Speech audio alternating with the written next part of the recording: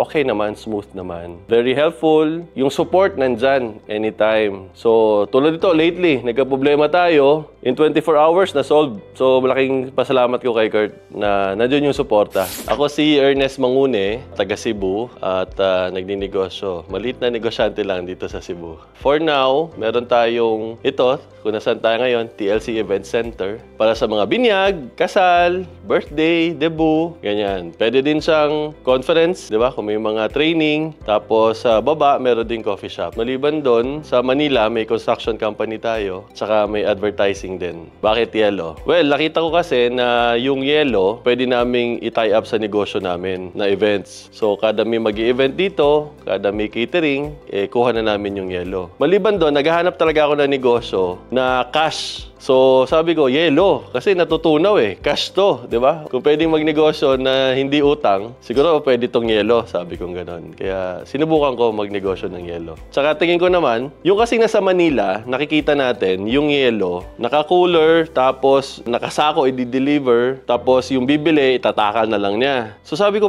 wala pang gumagawa sa Cebu nun. Siyempre, lahat ng mga restaurant, mga coffee shop, may yellow na nagsusupply. Pero sa mga squatters at yung mga gilid-gilid na mga neighborhood, wala nagbebenta ng yelo. Sabi ko, subukan ko kaya pinasok ko.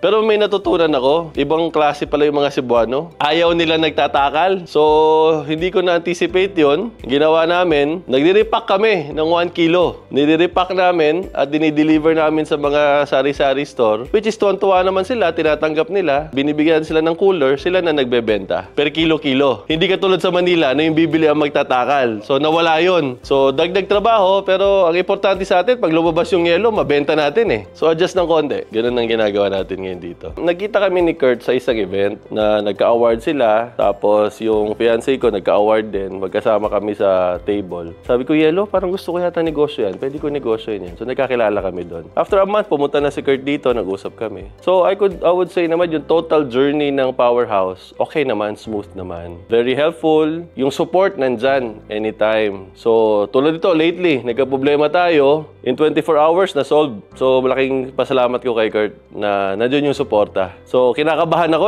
Kasi ngayong nasa yellow na tayo, yung mga customer natin, mas matindi pa siya sa LPG. Kasi yung LPG may tangke. So, pag naubusan, pwede mag-refill. Sa yellow, pag sinabi mong araw-araw ka magdi-deliver, araw-araw mo di-deliveran. Pag hindi mo din-deliveran, galit sa'yo. Kasi natunaw na yung from previous day. Although, siyempre, birth pains yun.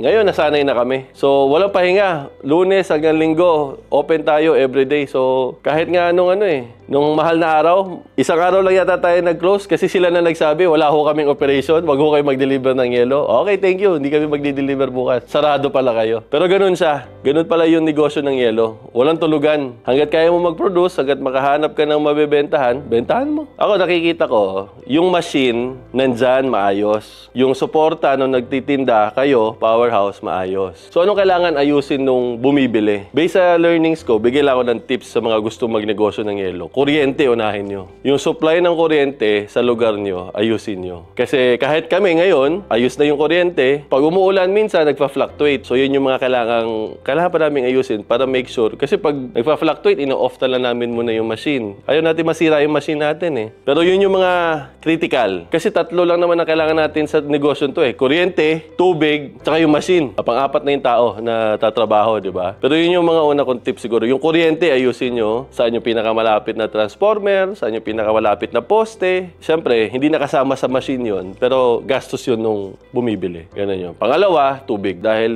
hindi naman nakasama sa Powerhouse package, di ba? Kailangan mong kumuha ng water. So, yung tubig kailangang ayusin din. Ibig sabihin, yung quality, yung clarity ng water, isa yan. Nung nagsimula kami, nung nagte-testing, summer, naku, yung tulo ng tubig, napakahina. So, yun yung mga bagay na, okay, may machine ka na, pero kailangan mo palang mag-ready ng mga tangke ng tubig para if ever mahina ang pressure ng water, may backup ka na tubig lagi. Lastly, kailangan nyo pag-isipan yung cold storage. So either kumuha ng cold storage or katulad ko, nagsimula, freezer muna. Pinag-iisipan ko kung kaya kong mag-invest pa ng cold storage. Pero for the meantime yun, habang nagsisimula ka, meron kang ice na mapuproduce na wala pang pagbebentahan. Ayaw mo namang itapon yun. Purified water na yun. Dumaan na sa machine yun. Kumain na ng kuryente yun. Tapos matutunaw dahil naka-ice box ka lang. So yun, tingin ko yun yung last last tip ko. Ganun naman talaga ng negosyo eh. Napuproduce mo more than what you can sell. I-ready mo lang na meron ka mapaglagyan. Sayang kasi yung yelo. Huli na lang yung plastic. Yung mga taga dito sa Cebu na magninegosyo ng powerhouse, kontakin nyo ako. Tulungan ko kayo sa plastic dahil nahirapan din ako dyan. Ilang buwan kami, ang plastic namin lahat galing Manila. Ang production ng plastic, hindi pa sa Manila. Sa Bacolor pa o sa Lubao, Pampanga pa. Umaabot yun ng Cebu. Para lang may plastic tayo, nagninegosyo tayo eh. So, yun nga, akala ko sako-sako, hindi pala sako-sako, plastic-plastic. So, wala nagpo-produce ng, mahirap humanap ng plastic para sa 10 kilo bag at 5 kilo bag. So, kung kailangan nyo ng tulong, kontakin nyo ako, tulungan ko kayo. Siguro, ang message ko kay Powerhouse, nakita ko kayong konti pa lang sila. Kakasimula lang ni Powerhouse. Ngayong lumalaki na kayo at dumadami ang mga customer ninyo, i-maintain nyo lang yung tulong at suporta na binibigay nyo. So, pag-igihan nyo pa. Kasi, malaki pa yung market eh. So, una, salamat sa Powerhouse. Tapos, tuloy nyo lang yung ginagawa. Tama naman eh. Maganda naman yung dynamics nyo. Maganda yung disiplina ng kumpanya. Maganda yung suporta na binibigay. So, tuloy nyo lang. At marami pa tayong pagsasamahan.